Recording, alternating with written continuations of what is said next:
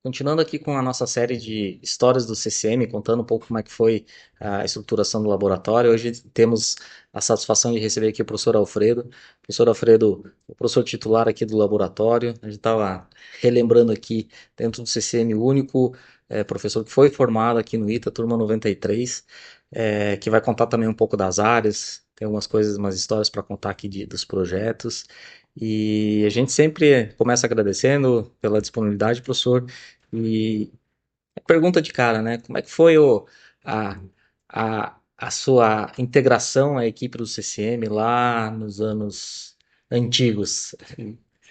Obrigado, Murilo, pelo convite. Acho que é uma iniciativa importante essa, né, de a gente registrar esse histórico todo no CCM, para a gente ter uma memória aí que a gente possa acessar posteriormente, né, também para mostrar para as pessoas que o CCM não surgiu assim, não caiu do céu, ele foi construído gradualmente, né, com esforço de muita gente ao longo de muito tempo.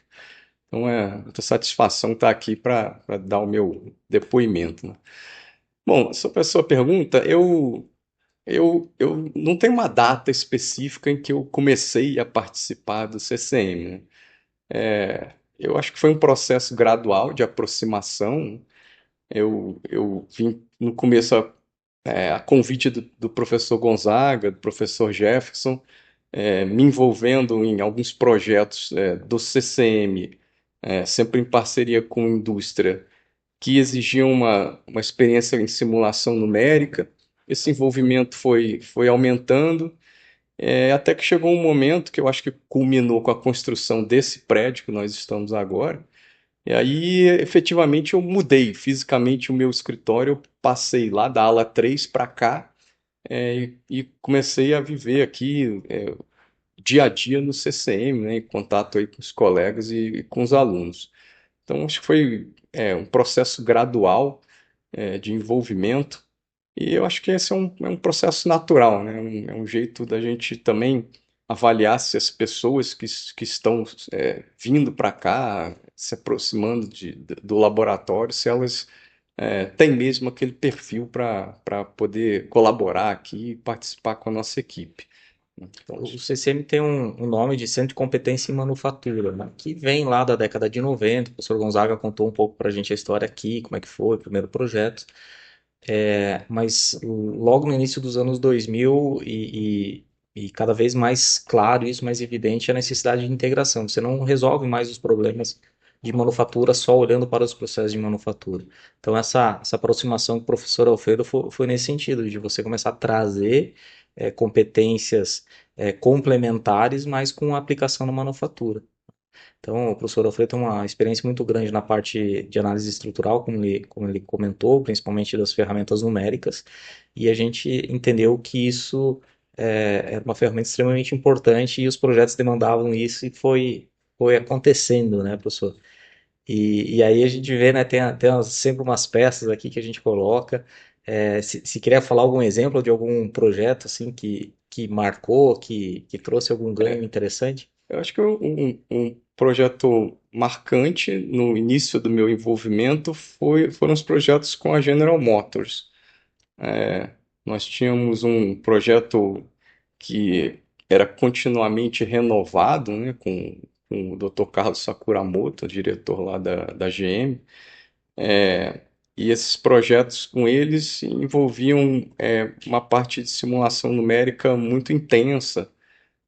Eles tinham muito interesse em desenvolver modelos constitutivos de materiais novos, aços novos, do tipo dual phase, aços BH, que foram posteriormente até utilizados nos projetos do Rota 2030 que nós temos rodando hoje em dia.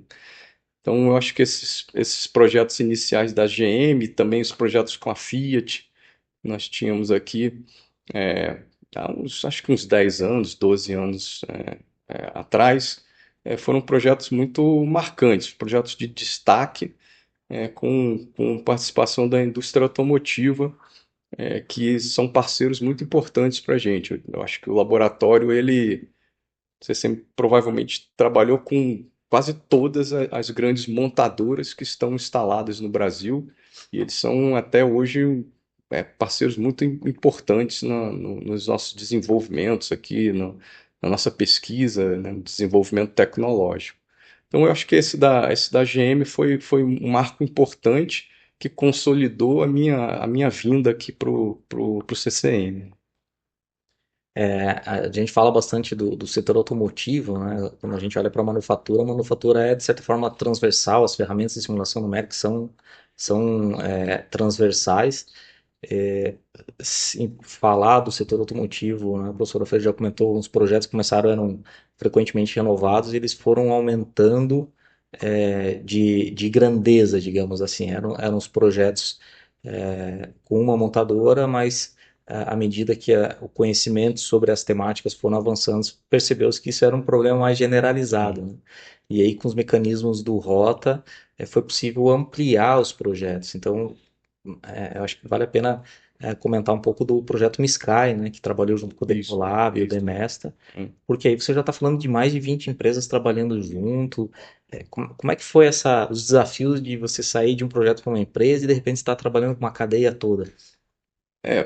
No começo foi um pouco assustador, né? A gente trabalhar com 20 empresas coordenadas no mesmo projeto, um pouco mais, um pouco menos, esse número 20 aí é uma aproximação, né?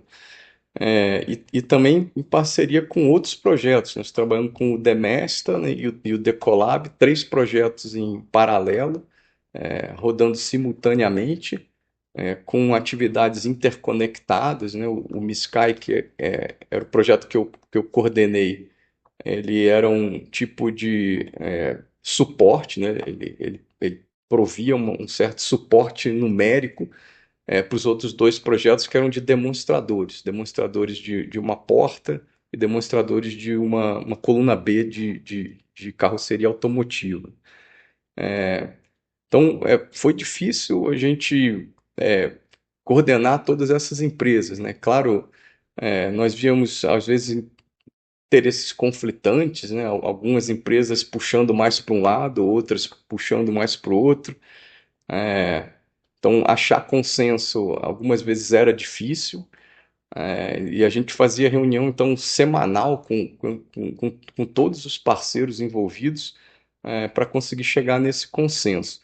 Então, eu diria que o desafio técnico ele existia, né, que no caso do MSky especificamente era a proposta de gêmeos digitais, né? A gente gostaria de virtualizar praticamente toda a cadeia dentro de uma ferramentaria típica da indústria automotiva.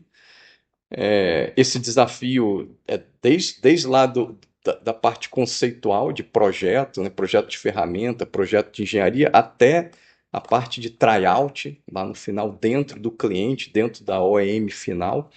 Então, tinha esse desafio técnico grande, mas eu também não descarto aí, não menosprezo o desafio administrativo de gestão do projeto, que foi bastante difícil a gente conseguir essa coordenação, essa sintonia perfeita aí entre as empresas.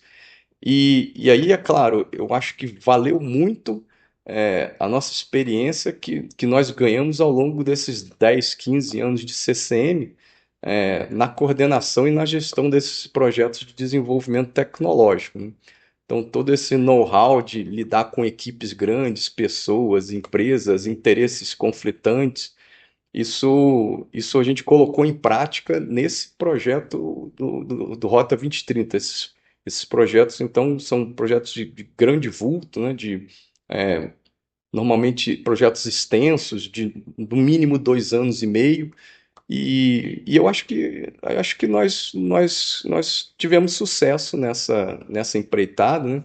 Tanto que nós temos agora aí uma segunda rodada de projetos, né, que seriam extensões desses projetos dos demonstradores, extensão do projeto Fera, né, envolve manufatura aditiva também. Então, eu acho que essa dificuldade de gestão é, foi, foi difícil de ser superada, né, mas eu acho que nós conseguimos e nós também aprendemos bastante com essa experiência aí de envolver um grande número de parceiros num mesmo projeto. Essa questão dos projetos, eles começaram, né? Projetos curtos que eram continuamente renovados, depois foi para um projeto maior com vários parceiros, que os resultados fizeram com que tenha essa segunda rodada aí em negociação, mostram que de fato eram linhas estruturantes, né? Não era um desejo de pesquisa que terminou por si só porque se exauriu ali as oportunidades, né? Então, a gente tem vários exemplos disso, né? E nesse sentido, assim, dentro do laboratório também tiveram vários alunos do professor que foram empreender, foram montar as empresas, Sim, sim. e olharam ali oportunidades, né? Tem o projeto, obviamente, as áreas tecnológicas, mas começam a ver oportunidades de empreender. E como é que foi conversar com isso, ver essas oportunidades, ver um crescimento diferente, né, dos alunos nesse sentido? Esse é um bom ponto, né? Nós temos uma série de empresas startup que surgiram aqui dentro do laboratório, né? Eu acho que a mais famosa e ou talvez mais bem-sucedida seja a Altasa hoje em dia, né? Até eu estava vendo ontem o Renan, o Enivaldo, eles ganharam um prêmio nos Estados Unidos, né? Então eles têm uma filial da Altasa aqui no Parque Tecnológico, é a sede, mas eles têm representatividade nos Estados Unidos, né? Então eles expandiram muito o negócio deles. Eu acho que isso aí é muito gratificante, né? A gente vê que os alunos aqui, eles aprenderam, eles sabem fazer desenvolvimento tecnológico e, ao mesmo tempo, eles têm essa via de negociação, né, de empreendedorismo, que eu acho que é muito importante. Então, tem outras empresas, a Subter também está aqui no Parque Tecnológico, né? A empresa do Fábio, né, acho que também Lume. está aqui a Lume. E outras aí que eu estou esquecendo, mas que também estão presentes, e eu acho que esse é um resultado que o CCM oferece, entrega também para a sociedade, né? Então, não é só ficar escrevendo paper, artigo e dissertação, não é isso. É também criação de empresas que têm um valor intrínseco para a sociedade, que geram soluções para a sociedade. Então, acho que essa virada foi importante também, quer dizer, a gente passar também a fomentar essas empresas, essa iniciativa do Laboratório Aberto, acho que é muito importante, né? Auxilia, suporta esse tipo de atividade, né? Então, esse retorno para a sociedade, eu acho que a gente tá oferecendo agora e de uma forma, acho que cada vez mais consolidada, mais contínua. Isso- os projetos eles acabam abrindo outras oportunidades e eu acho que a gente tem tentado olhar para aproveitar essas outras oportunidades. Mas ainda falando de projetos, mas mudando um pouco, né? Porque a gente está dentro do Instituto Tecnológico de Aeronáutica. A gente acaba falando muito dos projetos do automotivo, mas e da aeronáutica, né? Tem do aeroespacial, aeronáutico, tem várias coisas que aconteceram aqui também. Você gostaria de comentar alguma É, coisa dos projetos da sim, aeronáutica? sim, é claro que uma das missões daqui do ITA, né, agora como Instituto Tecnológico, é trabalhar para o desenvolvimento desse segmento aeronáutico e aeroespacial, né? Então, a nossa contribuição nessa área está muito ligada com a Embraer e com o hub de empresas aqui do setor aeroespacial de São José dos Campos, né? Então, tem outras empresas que trabalham aqui também, a Acaer, por exemplo, né, já teve projeto conosco aqui, mas hoje, na nossa carteira de projetos, se você olhar, a Embraer é certamente a empresa desse setor aeronáutico aí que tem mais interesse em trabalhar conosco nessas parcerias, né? Então, nós temos trabalhado aí com eles na iniciativa do CPE, né, que é o Centro de Pesquisa em Engenharia, uma iniciativa também fomentada pela FAPESP, né, pela Embraer e pelo ITA. Só complementando, o nome público é Flymove. Tem um site flymove.com.br, pode achar várias informações complementares lá. Então, nós temos cinco áreas lá nesse projeto, né? e duas delas estão aqui muito ligadas ao CCM. Uma delas é manufatura aditiva, que eu sou coordenadora, então o Borilho participa também, o professor Rafael Thiago lá da mecânica, e a outra é a parte de montagem estrutural avançada que está coordenado pela professora Emília, que também faz parte aqui do CCM. Então, são projetos de desenvolvimento tecnológico voltados para a indústria aeronáutica, para as necessidades da Embraer, que são os projetos que eu diria que hoje acho que são os projetos mais importantes nossos aqui, nosso, eu digo como um todo, né, do ITA, nessa área de aeronáutica e espaço. Então, a gente trabalha com manufatura aditiva nesse projeto, sempre em parceria com colegas nossos, engenheiros que estão é, é, locados dentro da empresa, são funcionários da Embraer. Então tem uma sinergia muito grande entre a nossa equipe aqui e a equipe deles lá dentro, para tocar esse projeto de uma forma bem sintonizada, né? Então, esses projetos de manufatura aditiva, nós temos trabalhado com a parte de simulação numérica do processo, né? Também a parte de pós-processamento, avaliação de rugosidade superficial, né? Tratamento térmico para, por exemplo, relaxação de tensões residuais. É, trabalhando então nessa questão de entender melhor o que a manufatura aditiva pode ou não oferecer em termos de ganho para a empresa hoje em dia. Hoje a gente vê que manufatura aditiva é vamos dizer, um termo aí da moda, né? Muita gente falando sobre isso, com diferentes nomes, né? O pessoal fala de prototipagem rápida, impressão 3D, mas nós estamos falando aqui especificamente de manufatura aditiva metálica de ligas de titânio, né? De titânio 6,4, que é um material importante para a Embraer. E mesmo se nós nos atermos só a essa parte de manufatura aditiva metálica de titânio, ainda existe muita incerteza em relação ao que pode ser feito, o que não deve ser feito do ponto de vista da prática, né? Quer dizer, dá para a gente fabricar qualquer peça em titânio usando manufatura aditiva? Nós sabemos que a resposta para essa pergunta é não. Depende muito das funções que essa peça vai desempenhar, funções estruturais. Então, acho que uma das questões mais importantes que o projeto vai responder é justamente essa. Quando é que nós podemos usar a manufatura aditiva na fabricação de peças reais, peças que vão ser montadas em aeronaves que vão se tornar produtos comerciais da empresa? Então, nós estamos trabalhando com esse enfoque também. Quer dizer, então, não é só a parte científica da coisa, é também a parte aplicada, né? Como que a gente pode aplicar, quando, por quê, né? Então, é todo o que a gente chama de Design for Additive Manufacturing, que é um conceito que engloba todas essas atividades que são importantes para desenvolvimento tecnológico aplicado. Então, nós temos com a Embraer esses projetos ligados com a manufatura aditiva e temos também alguns projetos ligados com material compósito, né, Buril? Que também é um material muito importante.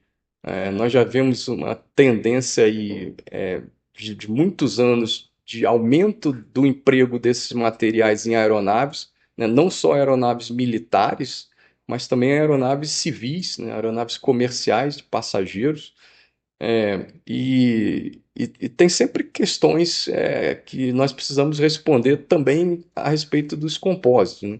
As questões talvez mais urgentes, mais prementes, estão ligadas principalmente à resistência desses materiais, né?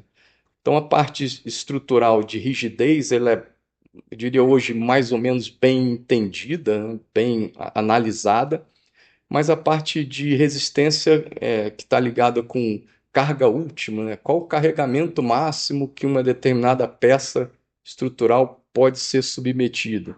Esse tipo de pergunta está ligado com a resistência do material.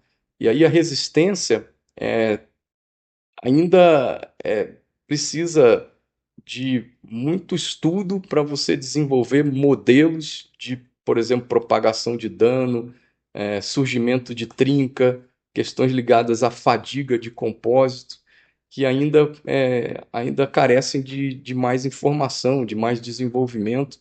E é então eu diria, nesse nicho aí, nessa linha de pesquisa, que os projetos que a gente desenvolve aqui no ITA e no CCM estão mais ligados, né? Essa questão de resistência e de fadiga de compósitos estruturais, principalmente reforçados por fibra de carbono.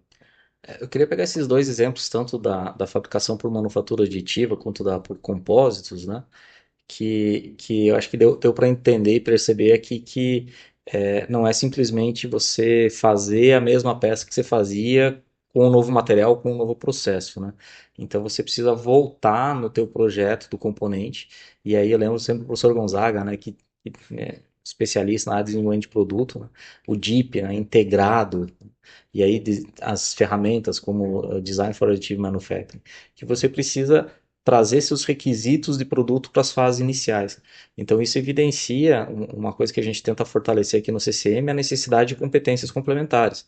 Então, quando você estava falando da manufatura aditiva, né, você citou das tensões residuais, da resistência.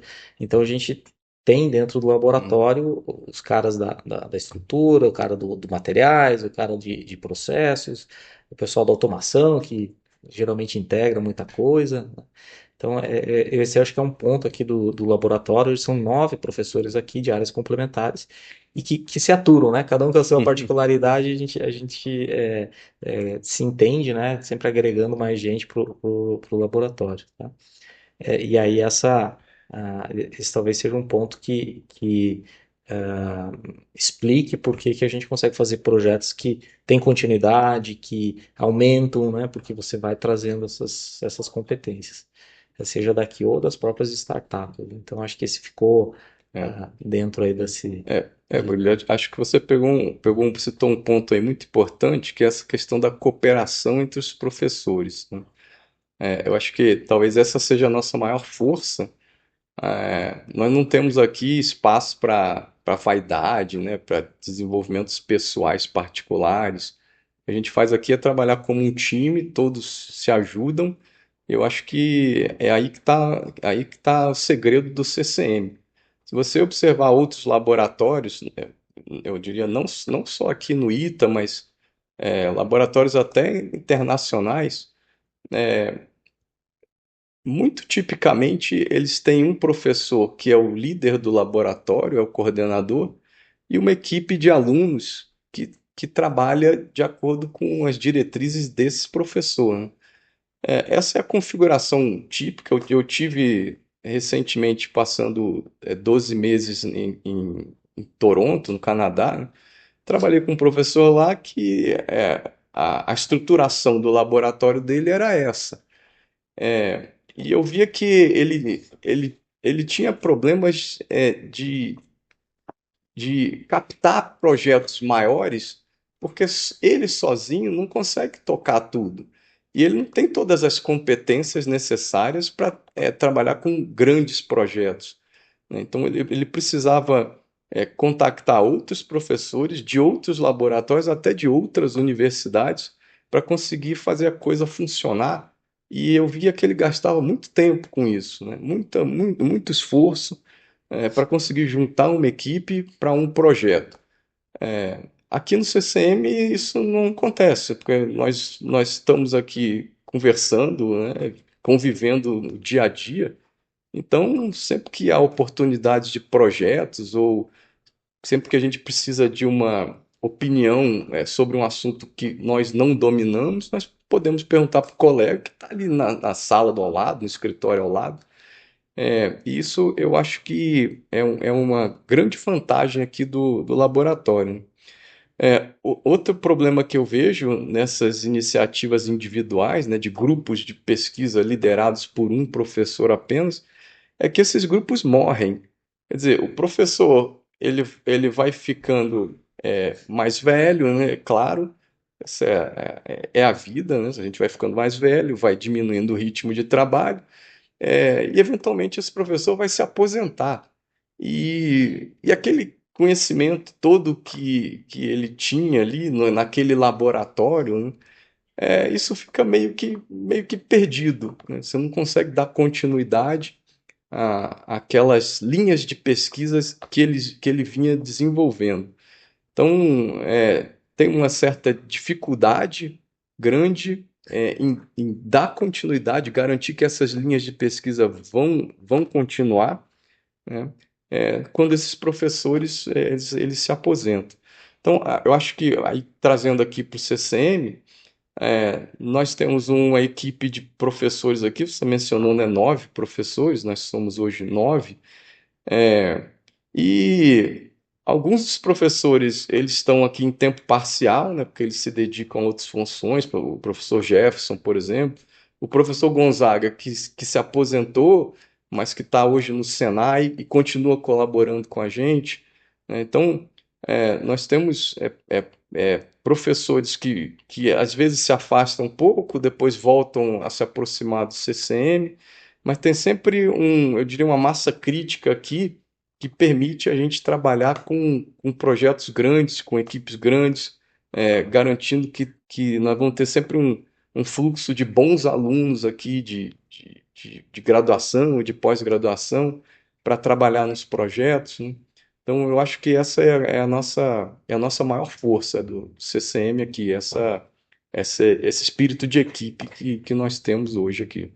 E esse espírito ele desdobra nos alunos, né? Porque às vezes o aluno é orientado de um professor está trabalhando no projeto de outro e usando o laboratório que foi, sei lá, montado por um outro projeto de um outro professor. Então isso acaba desdobrando, né? Eu acho nessa infraestrutura que a gente precisa dar o suporte para os alunos. Isso não está só nos professores, mas a gente tenta fomentar isso aí para os Uhum. alunos. Sim, sim. E, Eu vejo que a gente tem um bom ambiente aqui no laboratório, eu diria.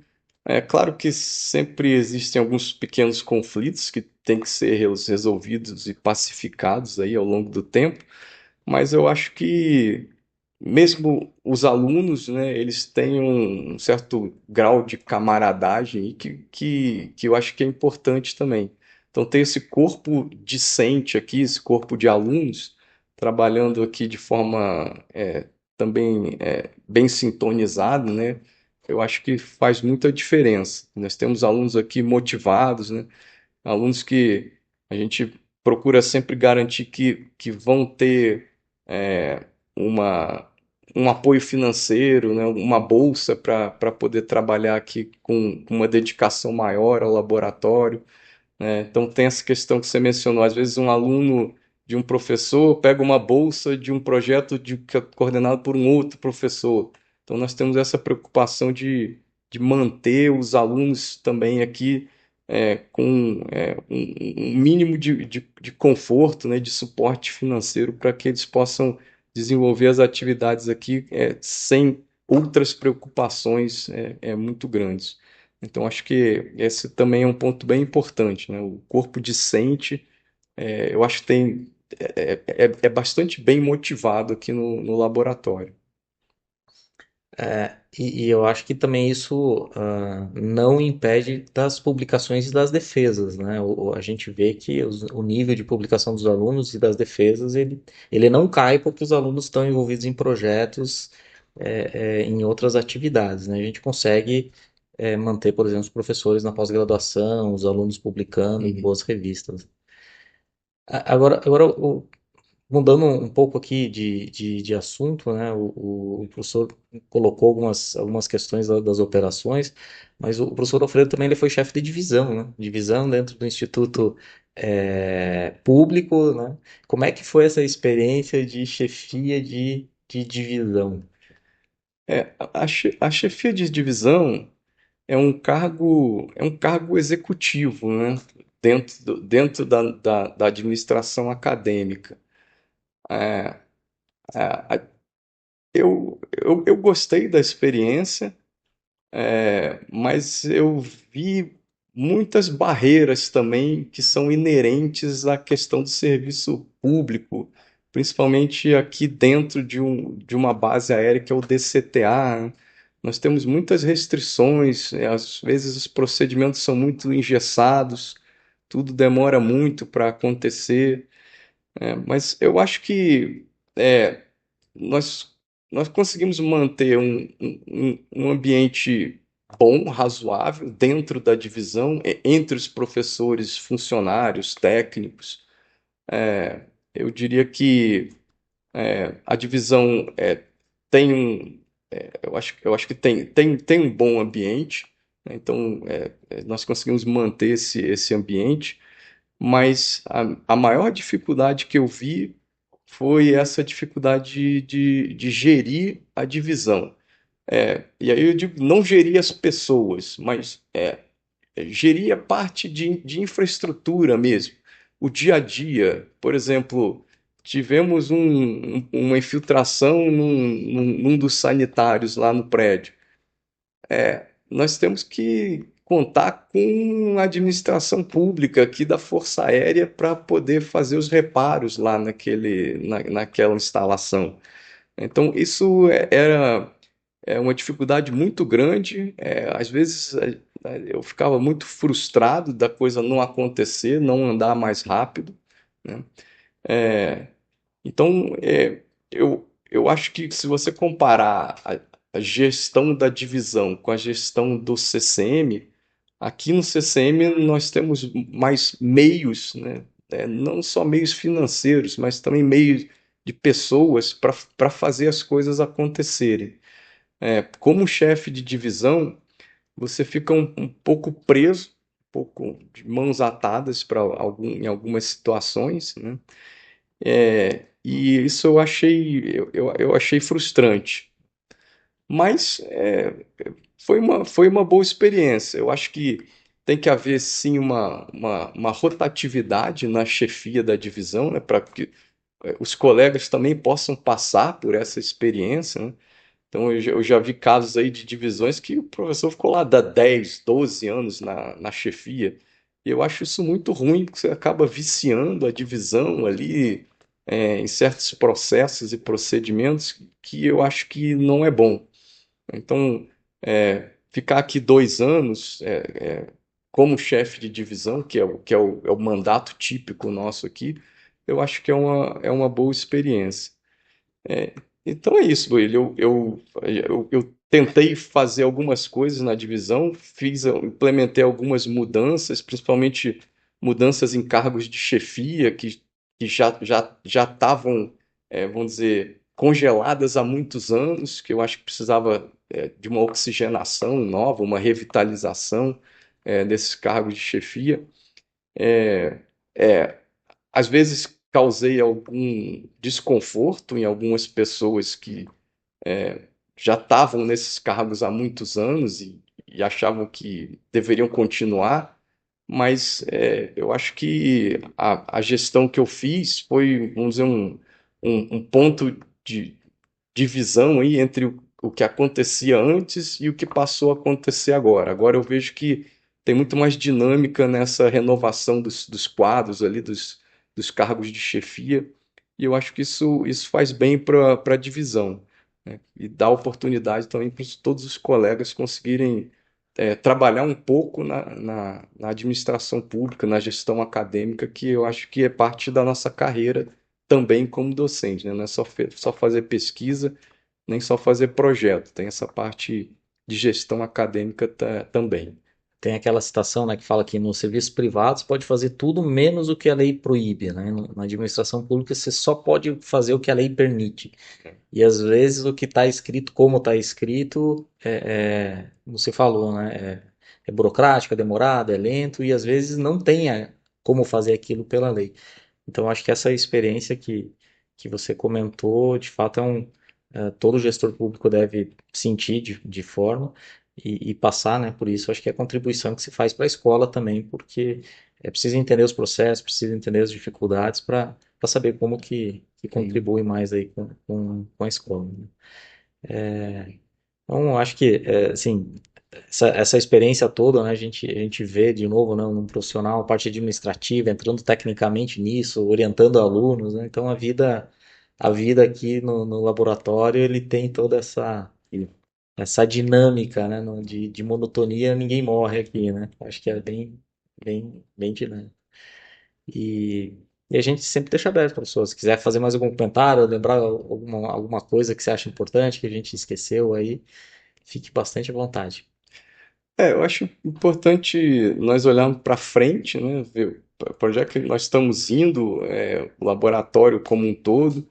A gente percebe que os alunos, eles mudam, né, ao longo do tempo. Então, eu fui aluno aqui do ITA, você falou, lá em 1990, quer dizer, isso aí já tem 30 anos, 35 anos, e eu tinha uma cabeça lá quando eu tinha 21, 20 anos de idade, que eu vejo que um jovem hoje com 20, 21 anos de idade pensa algumas coisas diferentes, né? Ele espera, tem anseios diferentes, espera coisas diferentes da instituição.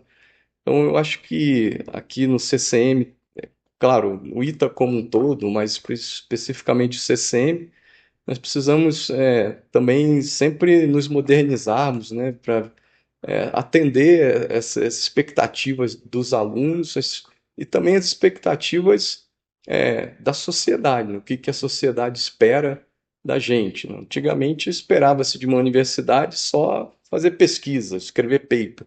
Hoje isso é muito diferente. Então é um exemplo aí do que eu acho que a gente tem que ficar sempre antenado, ver quais são as tendências, onde é que a gente pode melhorar, né? Então, eu acho que nesse ponto, o CCM tem uma governança aqui, uma estrutura, né, de governança muito interessante, onde a gente discute tudo no conselho, né, no conselho do CCM, e eu acho essas discussões importantes para a gente olhar para frente, né, ver se nós estamos indo no caminho certo, onde é que a gente pode melhorar, né?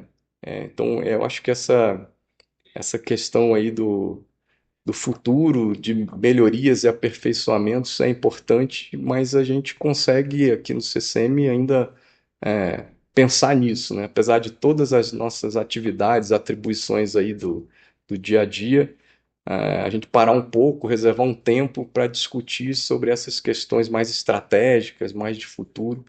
Eu acho que isso a gente consegue fazer. Às vezes um pouco mais, às vezes um pouco menos, né?